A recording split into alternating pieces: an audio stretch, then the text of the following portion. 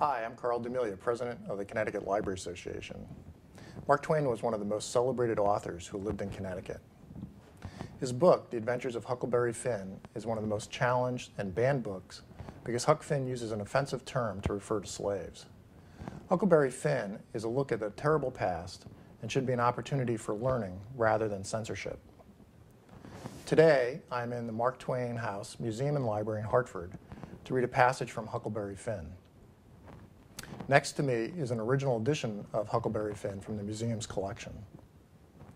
In this passage, Huck Finn must decide if he will send a letter revealing the location of Jim, a runaway slave. In the slave-owning society of the time, this would have been considered the right thing to do. I felt good and all washed clean of sin for the first time I had ever felt so in my life, and I knowed I could pray now.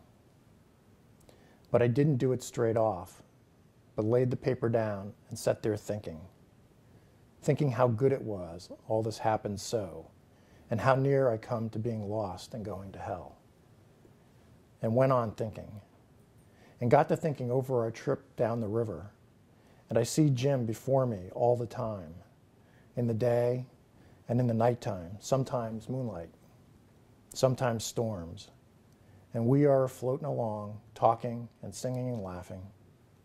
But somehow, I couldn't seem to strike no places to harden me against him, but only the other kind.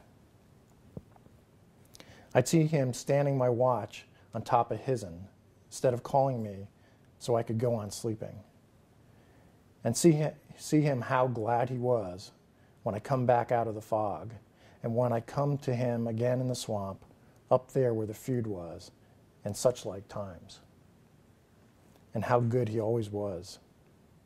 And at last I struck the time I saved him by telling the men we had smallpox aboard. And he was so grateful and said I was the best friend old Jim ever had in the world and the only one he's got now. And then I happened to look around and see the paper. It was a close place. I took it up and held it in my hand. I was a-trembling because I'd got to decide forever betwixt two things, and I knowed it. I studied a minute, sort of holding my breath, and then says to myself, all right then, I'll go to hell, and tore it up.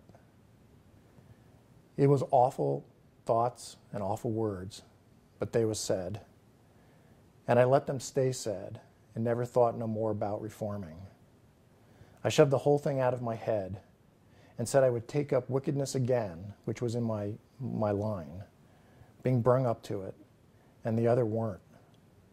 And for a starter, I would go to work and steal Jim out of slavery again.